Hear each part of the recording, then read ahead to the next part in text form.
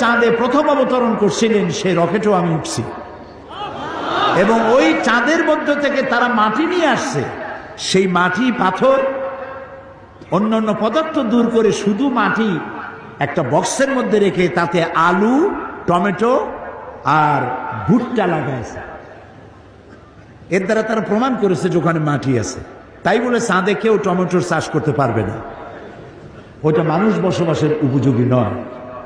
তো দেখেন, ওখানে দেখা গেল নাসায় বসে তারা দেখলো যে পাথফাইন্ডার ওখানে চলতে গিয়ে কাইট হয়ে পড়ছে, এবং ওখানে পানির সন্ধান তারা পেল।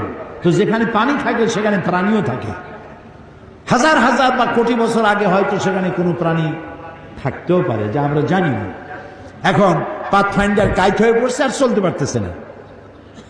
এই পৃথিবীর মাটিতে বসে কম্পিউটার মনিটরিং করে কাইট হওয়া গাড়িটাকে সোজা করে দিয়েছে।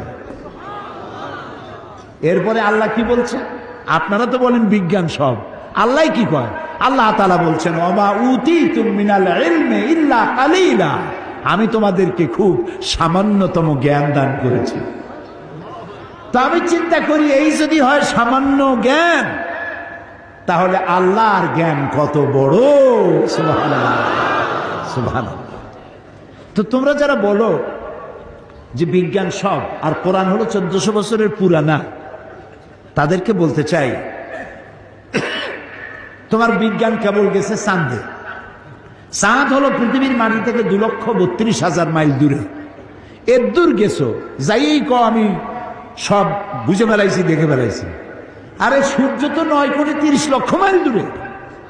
তার থেকে তারকাগুলি আরো দূরে, ওর থেকে আরো তারকা আরো দূরে, তার থেকে আরো বহু বহু দূরে আকাশ, তারপরে দ্বিতীয় আকাশ, তৃতীয় আকাশ, চতুর্থ আকাশ। তো তোমার বিজ্ঞান গেল কেবল 2,32,000 মাইল দূরে।